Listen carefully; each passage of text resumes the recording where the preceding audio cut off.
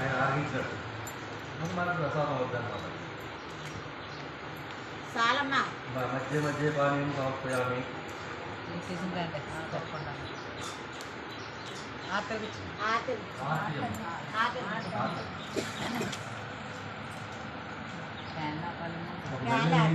రెండు చేతితో పట్టుకోమ్మా, మధ్యలో ఎదిగాయి.